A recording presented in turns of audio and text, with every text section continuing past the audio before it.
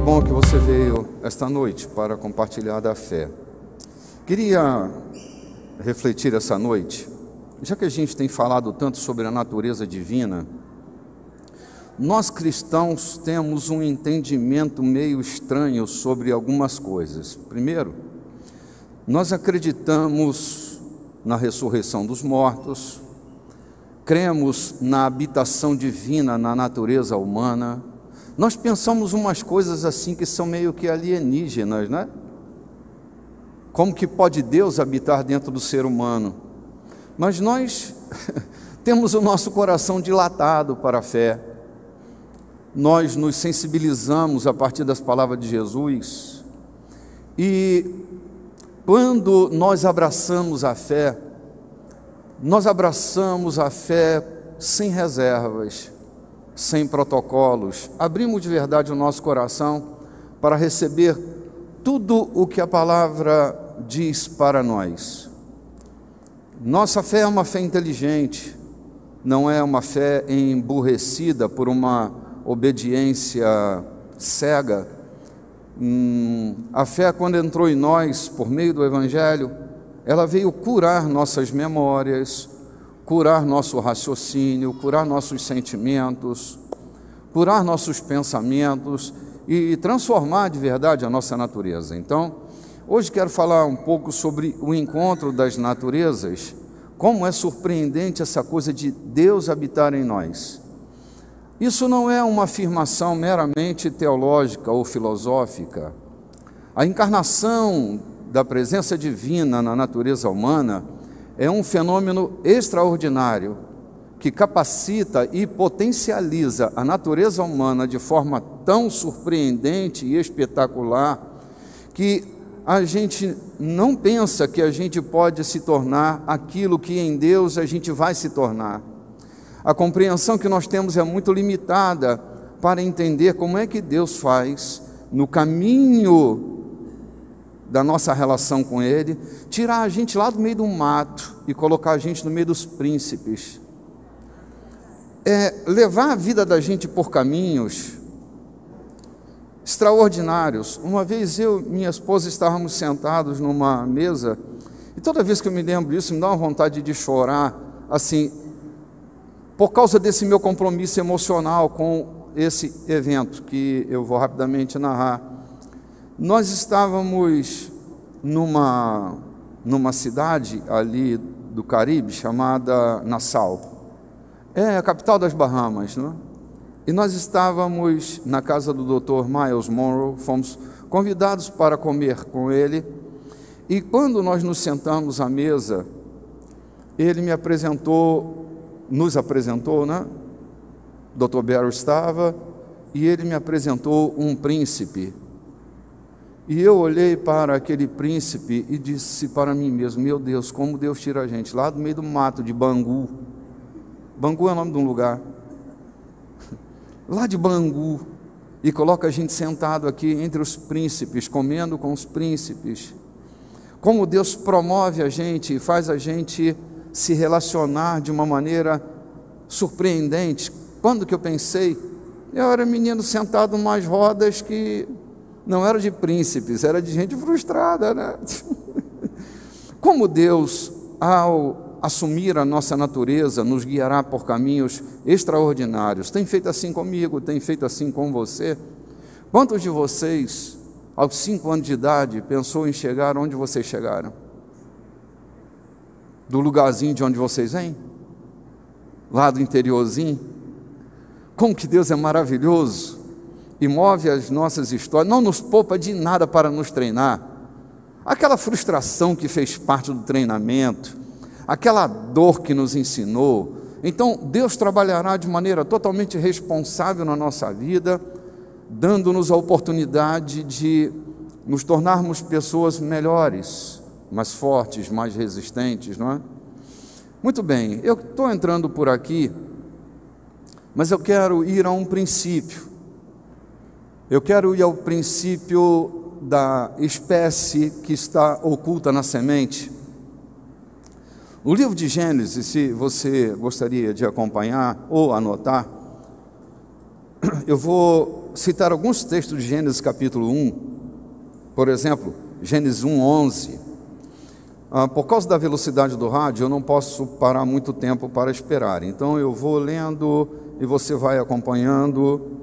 E disse: produza a terra relva, ervas que deem semente e árvores frutíferas que deem fruto segundo a sua espécie, cuja semente esteja nele sobre a terra. E assim se fez. Verso 12.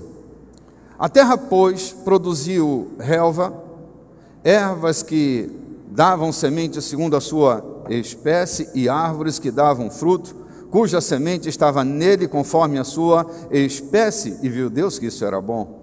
Versículo 24 do capítulo 1.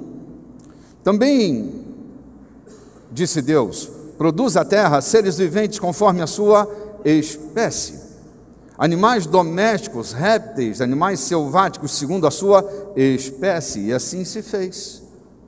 Verso 25. E fez Deus os animais selváticos segundo a sua espécie, os animais domésticos conforme a sua espécie, e todos os répteis da terra conforme a sua espécie. E viu Deus que isso era bom. Bom, no princípio divino, Ele coloca dentro da semente animal ou vegetal o princípio da espécie. Estará dentro de cada semente a espécie da árvore que a produziu.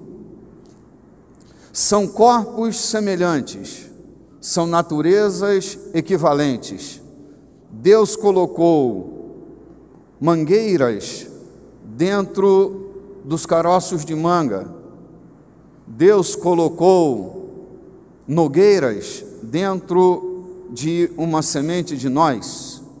Então, a noz carrega o DNA da nogueira, e todo fruto que ela produzir será nozes, provenientes das nogueiras. São florestas escondidas dentro de sementes, são princípios divinos, corpos que vão dar origem, por causa dos códigos de cada espécie, vão dar origem a um inúmero quantitativo de seres, seja vegetais ou animais, segundo a espécie que carrega a sua semente. Isso é natural, nós vemos isso acontecendo o tempo inteiro, mas nós já vimos também o impacto de criaturas, o impacto de naturezas diferentes quando se encontram. O primeiro episódio que eu me lembro que acontece está bem no livro do Gênesis, quando as filhas dos homens se encontram com os filhos de Deus, duas naturezas. Eu já disse que o texto original, a palavra é Nephilim, e não filhos de Deus. Foi traduzido para que houvesse melhor acomodação doutrinária como filhos de Deus. Mas duas vezes a palavra Nephilim vai aparecer no texto bíblico. Uma aqui e a outra no livro de Jó, quando os filhos de Deus estavam reunidos e que Satanás, que anda passeando e rodeando pela terra, cuidado se você gosta de passear, hein? Era uma piadinha, você devia rir agora, entendeu? Então a palavra Nephilim está ali. Deus, Ele vai onde os Nephilims estão. A palavra Nephilim, traduzida literalmente, seria caídos. Eu não estou forçando coisa nenhuma, eu só estou tentando chegar a um ponto, que é o encontro com naturezas distintas, conflitantes. Imagina você, de que aqueles Nephilims, eles se relacionam com as filhas dos homens, naturezas distintas, a natureza dos caídos e a natureza dos filhos dos homens. Quando elas se encontram, a mistura dessas naturezas vão gerar aberrações. Vocês se lembram o resultado dessa relação entre os Néfilins e as filhas dos homens? Não lembram? Nascem gigantes na terra, homens desproporcionais, criaturas extravagantes. Não eram só extravagantes na estatura, mas também no fazer. Eles eram extravagantes, eles eram uma mistura de natureza humana, terrena, com natureza celeste. Eram Néfilins. Esse encontro gerou aberração. Como a aberração será a mistura de naturezas? Imagina que os corpos celestes, então estou falando do cosmos, corpos celestes que têm uma glória de ser um corpo celeste, ao se encontrar com o corpo terrestre, o que acontece? Maremotos, cataclismos, marés instáveis, tufões, o encontro de naturezas distintas. Quando essas naturezas se encontram, elas geram transtornos. Tudo bem até aqui, gente? Deixa eu avançar mais um bocadinho. Queria sugerir a leitura de um texto longo, mas um texto que vale a pena. Não é tão longo. São somente... É longo, sim. 1 Coríntios capítulo 15, a partir do versículo 33. Mas vale a pena a gente ler. Está aí na sua Bíblia, e eu sugiro que você acompanhe, conferindo a Escritura com a Escritura. Agora, se você está dirigindo, não seja tentado a fazer a sua leitura aí, viu? Para o carro, então simplesmente ouça e confie que a gente está lendo exatamente como está escrito. A partir do versículo 33 do capítulo 15, acho que a mente de Paulo é brilhante. Paulo tem concepções extraordinárias. Paulo é de uma mentalidade tão atual que ele surpreende a gente com suas colocações e suas concepções. Esse é um texto brilhante para o homem contemporâneo. Olha o que diz São Paulo a partir do versículo 33. Não vos enganeis, as más conversações corrompem os bons costumes, ou seja, cuidado com o objeto da nossa conversa. Ela pode jogar a gente para cima ou pode jogar a gente para baixo. Então, estabelecer um diálogo de maturidade pode fazer da gente madura. Um diálogo de sofrência pode fazer da gente sofrida. Então, muito cuidado, as más conversações corrompem os bons costumes. Olha em que situação Paulo vai fazer essa colocação. Tornai-vos à sobriedade, voltem a ser sóbrios, como é justo, e não pequeis, porque alguns ainda não têm conhecimento de Deus. Isto digo por vergonha vossa. Mas alguém dirá: como ressuscitam os mortos? Em que corpo vêm? Insensato, o que semeais não nasce, se primeiro não morrer.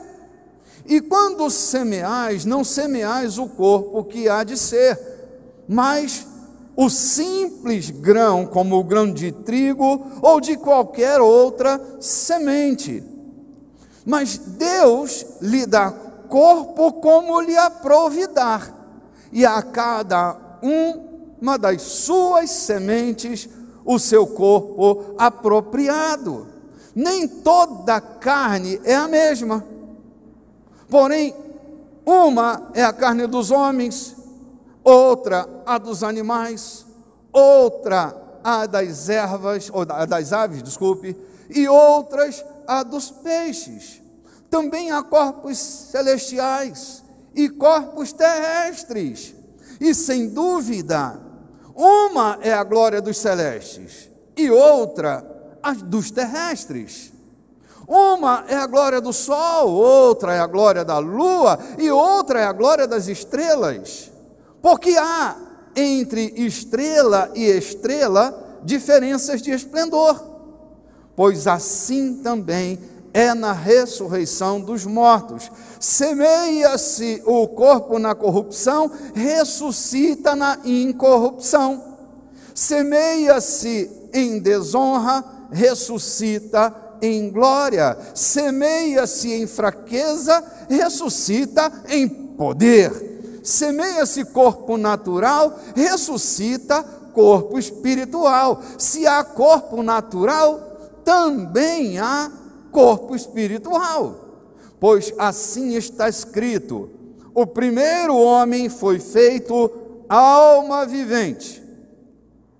O último Adão, porém, é espírito vivificante. Mas não é o primeiro natural, o primeiro espiritual, e sim natural. Mas depois o espiritual. O primeiro homem formado da terra é terreno. Depois, o segundo homem é do céu.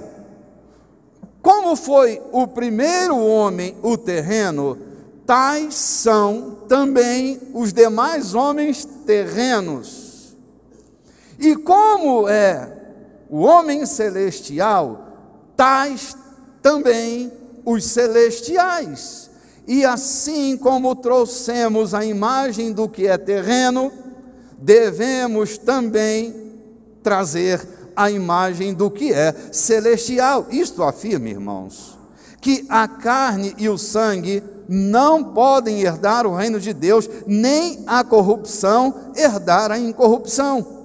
Eis que vos digo um mistério: nem todos dormiremos, mas transformados seremos todos no momento, num abrir e piscar de olhos, ao ressoar a última trombeta. A trombeta soará, os mortos ressuscitarão incorruptíveis, e nós seremos transformados. Porque é necessário que o corpo corruptível se revista da incorruptibilidade, e o corpo mortal se revista da imortalidade. E quando este corpo corruptível se revestir da incorruptibilidade, e o que é mortal se revestir da imortalidade, então se cumprirá a palavra que está escrita: tragada foi a morte pela vitória. Onde está, ó morte, a tua vitória? Onde está, ó morte, o teu aguilhão? O aguilhão da morte é o pecado, e a força do pecado é a lei. Graças a Deus que nos dá a vitória por intermédio de nosso Senhor Jesus Cristo. Portanto, meus amados irmãos, sede firmes e inabaláveis, e sempre abundantes na obra do Senhor, sabendo que no Senhor o vosso trabalho não é vão. Amém. Essa explicação de Paulo sobre a ressurreição engloba outros saberes e outras camadas de saberes. Não vamos nos aprofundar tanto hoje, mas nós vamos avançar até onde nos for concedido. Segundo esse princípio da natureza da semente, que esconde em si a espécie dela, há um fenômeno interessante citado por Paulo, que o primeiro Adão, que deu origem na nossa concepção cristã judaica, né? Nós cremos que o homem se origina nesta relação do primeiro Adão. Todos nós nos tornamos em Adão alma vivente. E temos uma relação com essa semente adâmica que é meramente terrena. Mas ele diz que há um último Adão, referindo-se a Jesus. E esse último Adão, Jesus, ele tem características um pouco diferentes. Para Paulo, o primeiro Adão foi feito alma vivente, e o segundo, o último Adão, espírito vivificante.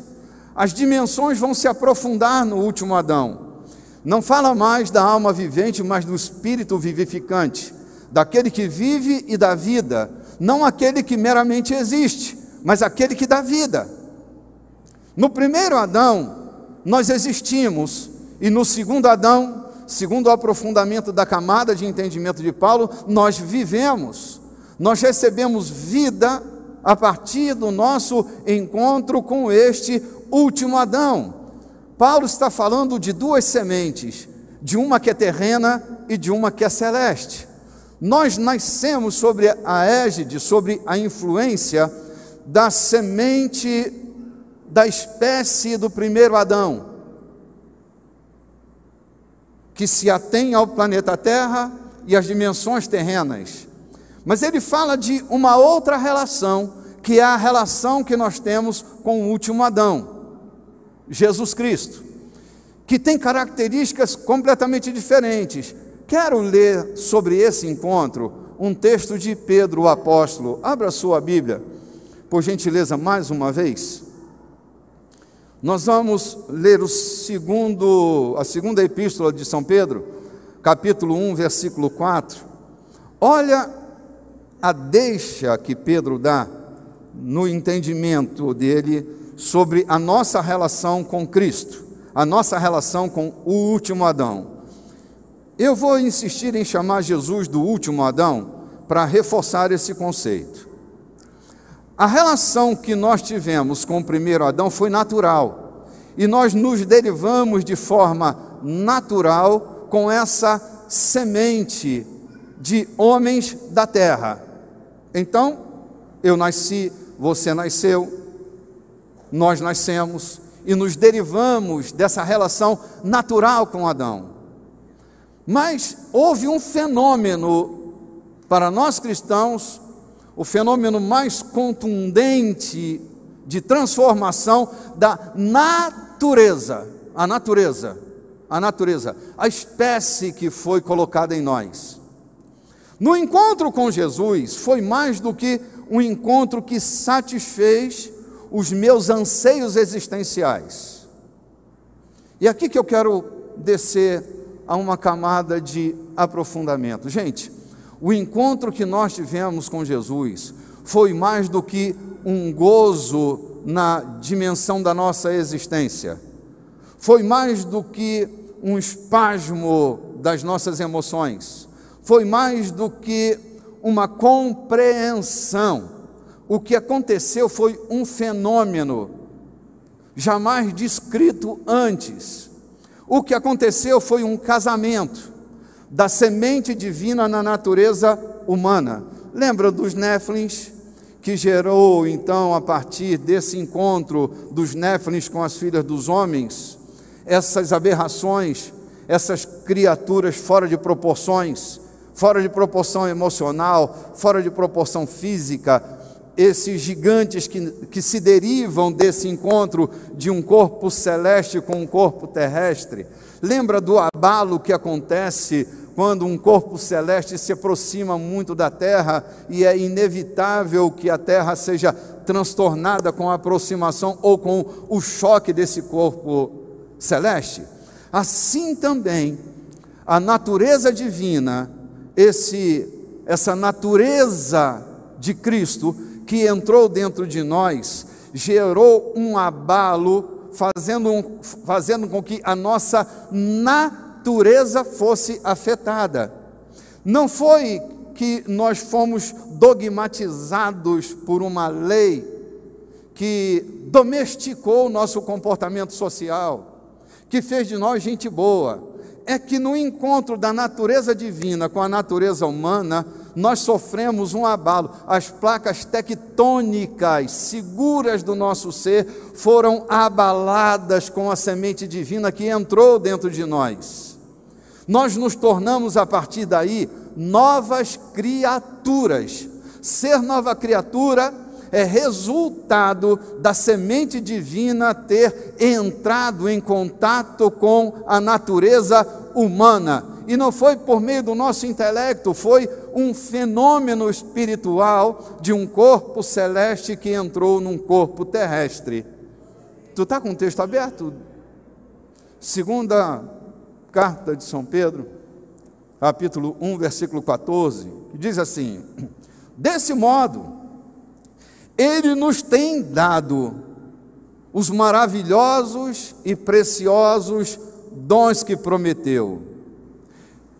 Ele fez isso para que, por meio desses dons, nós escapássemos da imoralidade que os desejos maus trouxeram a este mundo e pudéssemos tomar parte na sua natureza divina. Sim, 1 Pedro 1,4.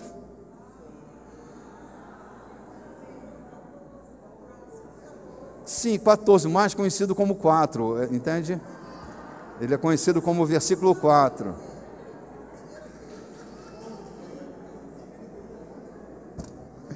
Segunda Pedro 1,4, é 1,4.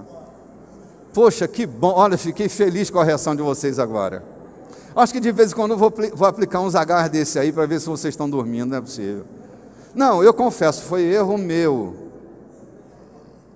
Foi erro meu, mas eu estou feliz da vida por ter errado, porque eu vi vocês se manifestarem essa noite. Boa noite, gente! Segunda vez que eu vi vocês se manifestando hoje, hein? Sublinha aí, gente, passa um batom, um lápis de olho, alguma coisa, marca com a caneta, marca com a canetinha de cor, faz alguma coisa, marca esse texto. Marca esse texto, porque ele é simplesmente fabuloso. Pedro nos dá a ideia de que nós tomamos parte na natureza divina. Você se lembra do texto que eu li semana passada, quando Paulo diz que Jesus tornou-se pobre para que nós nos tornássemos ricos? Lembra que eu falei que esse não é um texto que fala de uma questão monetária, da pobreza monetária? Lembra que ele era Deus e tornou-se homem, assumiu a natureza humana? Então ele abre mão da riqueza da natureza divina para se tornar na dimensão da natureza humana. Para quê? Para que eu e você tivéssemos acesso a essa riqueza. Qual riqueza? A natureza divina. Nós só podemos ter acesso à natureza divina porque Ele se fez homem, habitou entre nós. E abrir o seu coração dá acesso a uma dimensão imaterial da sua vida, que não é só a dimensão emocional, é a dimensão espiritual. Nessa trilogia humana, o Espírito de Deus entra pela sua dimensão espiritual, alcança você na sua natureza, e aqui acontece a grande transformação. Você passa a carregar, segundo Paulo, parte do que é celeste em você. Se você carrega no seu corpo a dimensão de uma natureza do primeiro Adão terrestre, você também carrega agora dentro de você a natureza do último Adão, que é celeste. Há em você uma natureza celeste. Você pode dar um glória a Deus por isso? Ou dar a Deus a glória por isso, né? Porque dizer glória a Deus não é dar glória a Deus, né? Pode ser uma muleta vocálica, né? Mas se você pode dar a Deus a glória devida, por ter Ele operado de forma espetacular,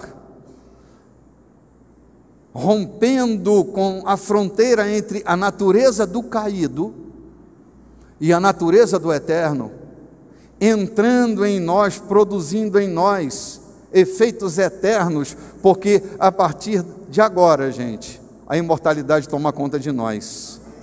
E quando esse corpo mortal sucumbe, que é a natureza adâmica, o nosso corpo eterno volta ao controle da natureza divina. Você não é uma criatura temporária. Você tem efetividade na sua relação com Deus. Assim, nem dá para explicar muito bem aquele que experimentou desse choque, porque ele muda de uma maneira radical a nossa vida. Não é que ele melhora. Ao entrar a natureza divina dentro de nós, não tem uma melhora da nossa vida, há uma mudança da nossa natureza. Tu pode compreender isso, gente? Pelo menos é lógico o que eu estou te falando. Se não dá para você mergulhar na profundidade, pelo menos dá para você entender que há uma lógica no que eu estou te falando.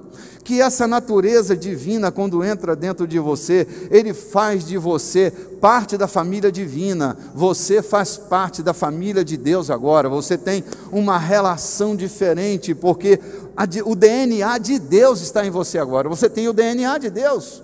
A divina semente habita dentro de você.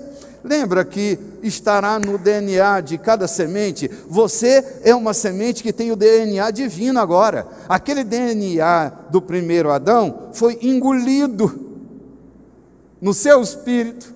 Você tem o DNA do último Adão. Romanos, capítulo 8, versículo 28 e 29. Diz que nós fomos predestinados para sermos conformes Ele é. Que o propósito eterno de Deus era ter uma família de filhos semelhantes a Jesus. Jesus é a matrix, a forma de novas criaturas semelhantes a Ele. Isso não acontece no nosso corpo físico, na nossa aparência. Isso acontece no nosso espírito. É claro que reflete, inclusive, no nosso corpo físico, porque aquela natureza caída que fazia a gente andar de cabeça baixa, ela vai receber agora uma influência extraordinária da presença de Deus. E você que pensava que não tinha um futuro glorioso, agora você pode pensar na grande possibilidade, por causa da interferência de Jesus, ressuscitando o seu espírito que estava sucumbido, morto, falido. Agora você é uma nova criatura, o ressurreto habita dentro de você.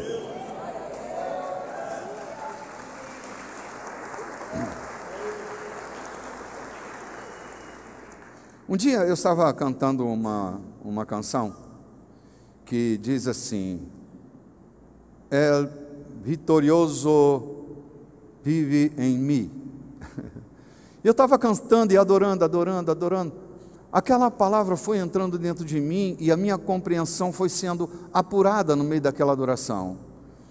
E eu pensei comigo, se o vitorioso habita em mim, o vitorioso habita em você?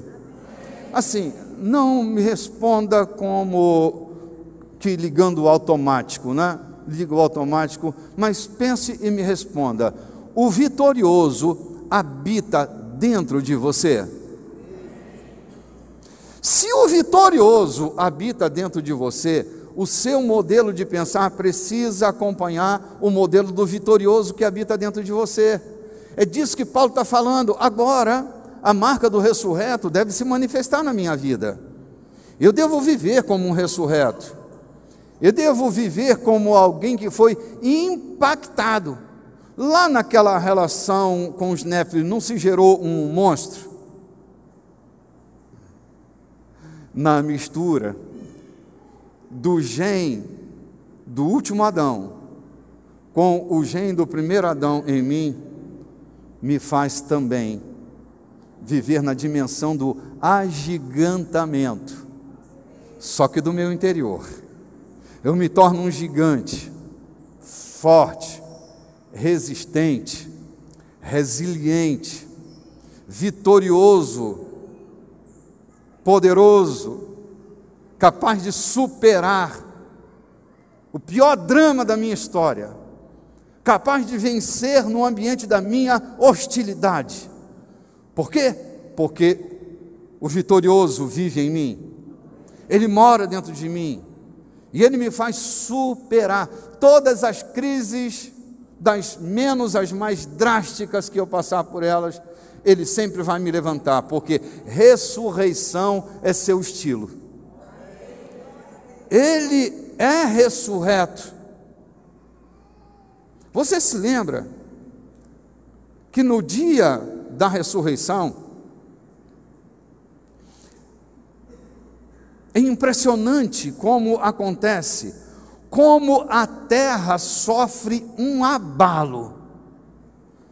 Quando ele sobe da região dos mortos, lá do Tártaro, do Hades, quando ele é devolvido à vida, ele vem trazendo vida, inclusive alguns corpos de santos que haviam sido mortos, ressuscitam e entram na cidade santa junto com Jesus. Vocês se lembram do episódio? Que Jesus, ao ressuscitar, não ressuscita só? Acho que é Mateus capítulo 26 o registro do que eu estou te falando. Tu imagina o impacto daquilo dentro de Jerusalém?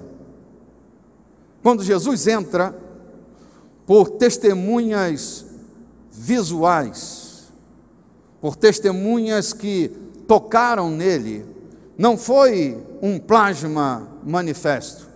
Jesus ressuscitou em carne, numa carne gloriosa, num corpo glorioso, mas num corpo, que inclusive Tomé colocou seu dedo na ferida de sua mão. Jesus, ao ressuscitar e entrar na cidade santa, as catacumbas que haviam sido abertas com o terremoto, e todos os mortos esperavam a primícia da ressurreição. Diz Mateus na sua narrativa no capítulo 26, que muitos corpos dos santos ressuscitaram nessa hora e entraram na cidade santa. O escritor aos Hebreus diz que mulheres apavoradas,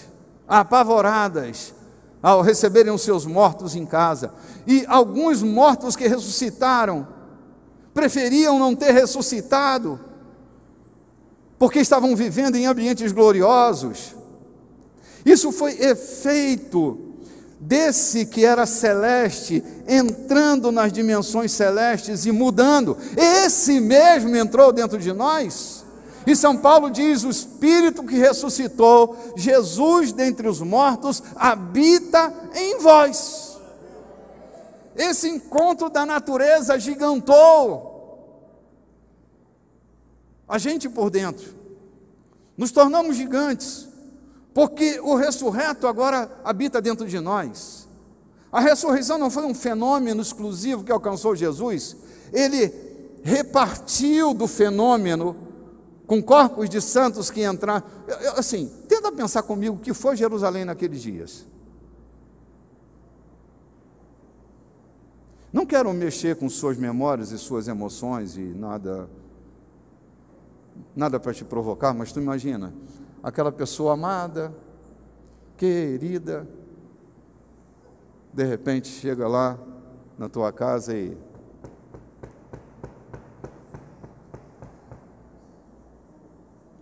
por menor impacto, vocês se lembram daquela menina, eu esqueci o nome dela, que estava orando junto com a igreja, e Pedro sai da cadeia e vai até a casa onde estão orando? Lembra o nome dela? Certo, obrigado. Não tem problema. Já eu lembro, era uma serviçal da casa. E aí, Pedro bate na porta, ela abre o postigo, olha, e se espanta e diz: é o fantasma de Pedro. Corre para dentro, ao invés de abrir a porta, ela corre para dentro e diz: gente, a gente está orando por Pedro aqui, o fantasma dele está lá fora batendo na porta. Tu imagina? Não era o fantasma de Pedro? Não era uma aparição? Era Pedro que havia saído da prisão e está lá batendo na porta por causa da intercessão da igreja. O anjo do Senhor abriu a porta da prisão, Pedro está de volta, batendo na porta. Agora tu imagina, aquele sepultamento, aquele velório, as carpideiras chorando, aquele drama todo, de repente aquele cara que você sepultou está lá batendo na tua porta. Alô, sou eu. Imagina a loucura que foi aquilo, ok? Numa outra dimensão, o que aconteceu com a gente foi com esse toque de semelhança. Nós também fomos possuídos pelo Espírito da ressurreição. Ele agora mora dentro de você. Você pode olhar, a sua pele pode parecer a mesma, mas você adquiriu uma natureza de resiliente, a natureza de quem vai se levantar sempre, porque o que aconteceu foi com a gente, não foi que a gente mudou de religião, não foi que a gente ficou doido e abraçou uma religião, é que a porta do coração se abriu, e a porta do coração, ao se abrir, ele entrou, e ele entrou para morar dentro de você, habitar dentro de você. Esse é o cuidado nosso agora, porque para onde a gente for, a presença de Deus está na vida da gente. Nos lugares em que a gente frequenta, nos ambientes onde a gente se move, a presença de Deus está aí, bem dentro de você. As crianças eram pequenas e elas estudavam numa escola, eu vou declinar o nome aqui. Era uma escola religiosa, e lá era assim: vocês não podem ir ao cinema, cinema é lugar de gente pagã, então não pode. Se você for ao cinema, quando você botar o seu pé no primeiro degrau da escada, os anjos param e não entram, e o Espírito Santo sai e fica esperando você. Que doidiça! Que doidiça! Mas você sabe que de uma forma ou de outra, boa parte de nós pensa que é mais ou menos assim que acontece? Que o Espírito Santo fica esperando você sair do teatro, que o Espírito Santo fica esperando você sair do show. Aí quando você sai do show, o Espírito Santo: pronto, agora posso entrar? Pode, eu me arrependi tanto, era só música de sofrência naquele show, me perdoa, Espírito Santo, pode entrar novamente. A gente mistura a espiritualidade com gosto.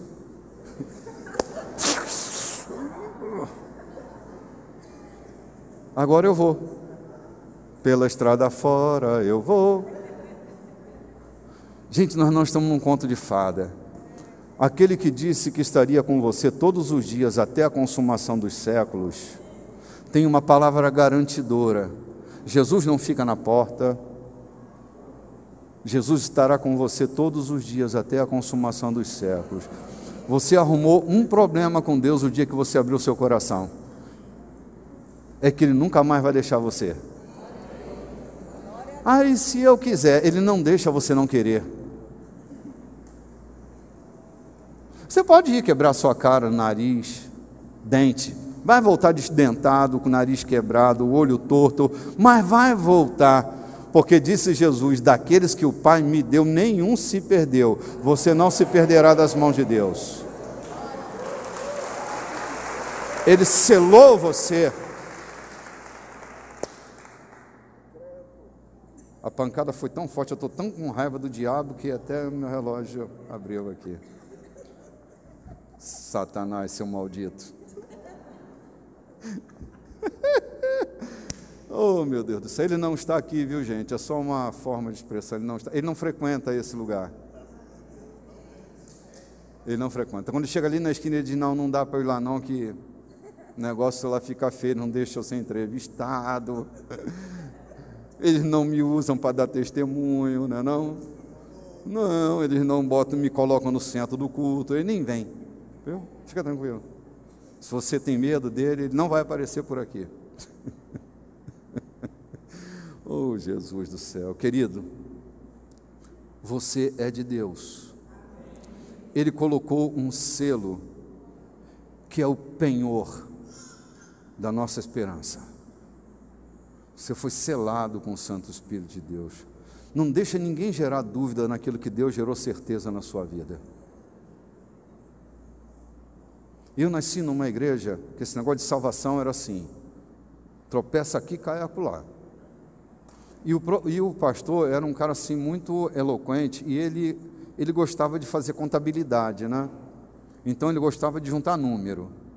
Então, quanto mais pessoas iam à frente num daqueles apelos tradicionais, era assim, ele juntava isso para o relatório do final do ano.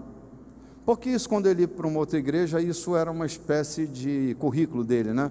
Se converteram tantos aqui, aquela coisa do currículo, né? Aí, mas ele era um cara eloquente, então ele dizia assim: você tem certeza da tua salvação? Não se lembra essa semana daquele nome feio que saiu da sua boca?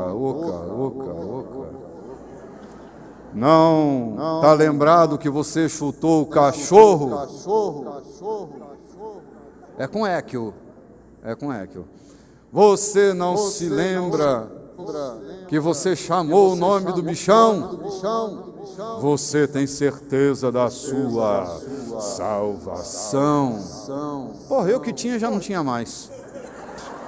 Aquela hora eu estou lascado. Se o cara é o pastor, o cara que sabe da Bíblia, o cara que foi para a escola, está botando em dúvida aquilo que eu tenho certeza, eu estou lascado. Você tem certeza que o sangue do Cordeiro ainda corre sobre sua carne? Não, esse negócio de para gerar aquele tom de espiritualidade, né? Tem certeza que o sangue do Cordeiro ainda corre em suas veias?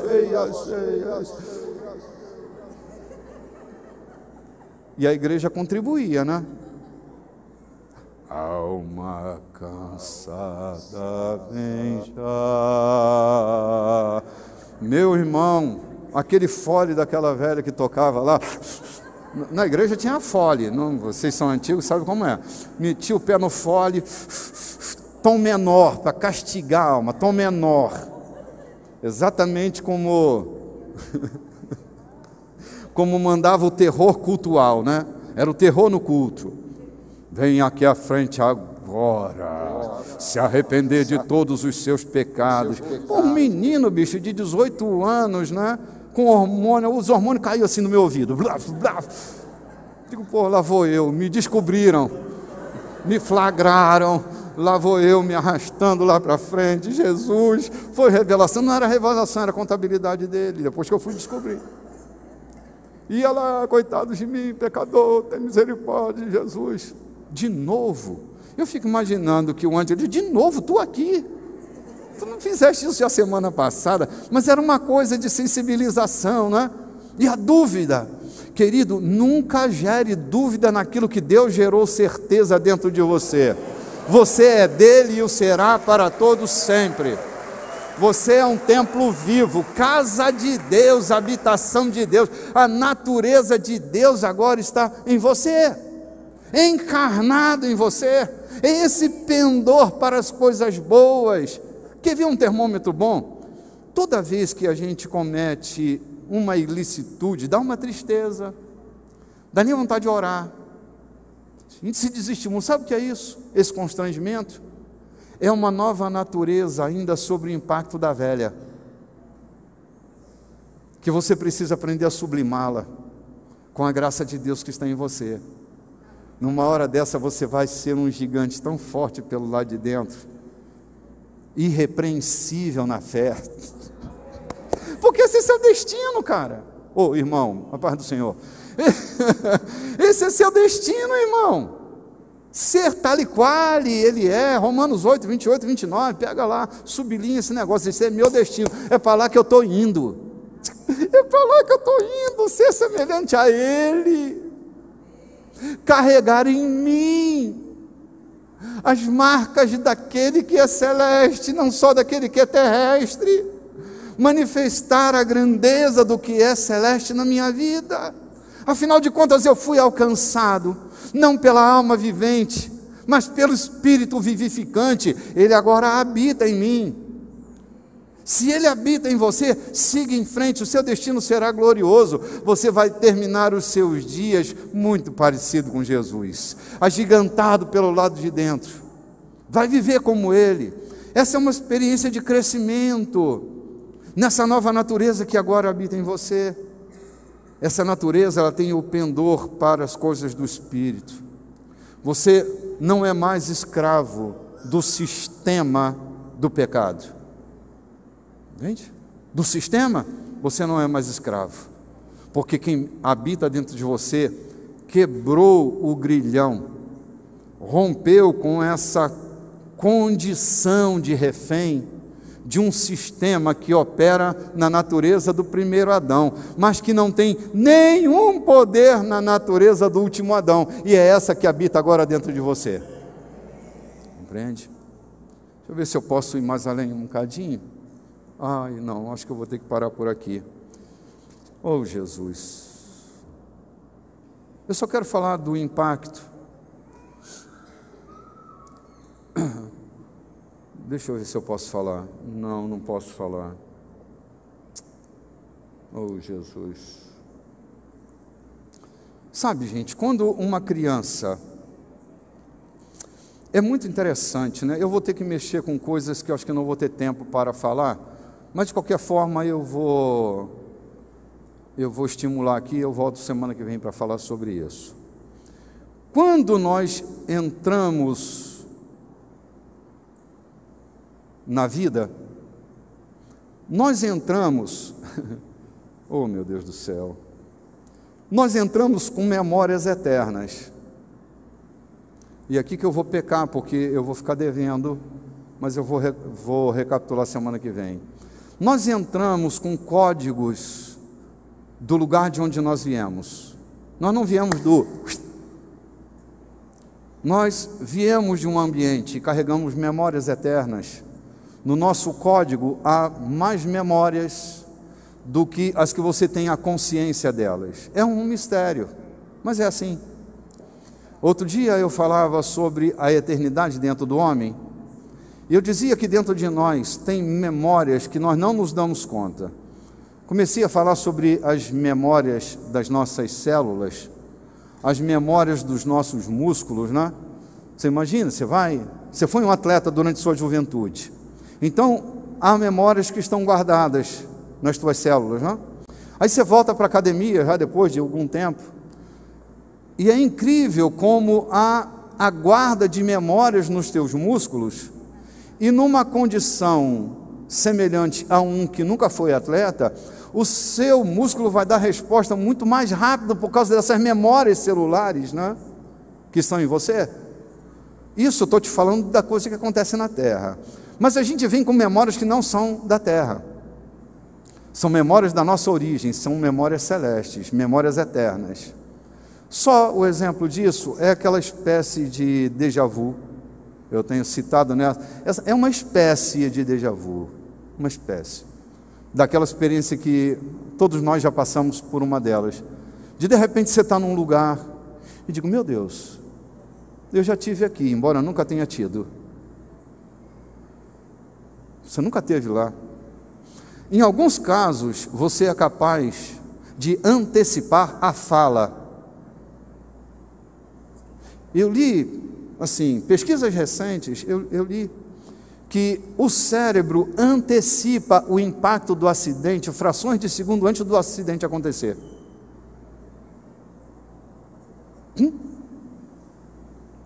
É uma questão misteriosa, mas eu estou assim, misturando ciência com minha fala, que não é científica, mas eu estou misturando essas duas coisas, para você entender que recentemente os cientistas descobriram que o cérebro antecipa segundos ao impacto de um acidente. O acidente ainda não aconteceu e o teu cérebro já se antecipou ao acidente. Semana que vem eu volto. Sim, filho, é assim. Eu aprendi com o Roberto Marinho, na hora do beija ou não beija. Tu nem sabe se vai beijar, se não vai beijar. Aí você fica curioso, né? Eu quero tocar nesse, que é muito interessante, gente. Eu não quero ser dono de verdade nenhuma, mas eu quero pensar, eu quero ser um livre pensador, para junto com você, pensar um pouco nessa questão daquilo que é eterno, que está dentro de nós agora, de coisas que foram depositadas dentro de nós antes mesmo de nós nascermos. Há falas libertadoras que estão dentro de nós, coisas que Deus já fez.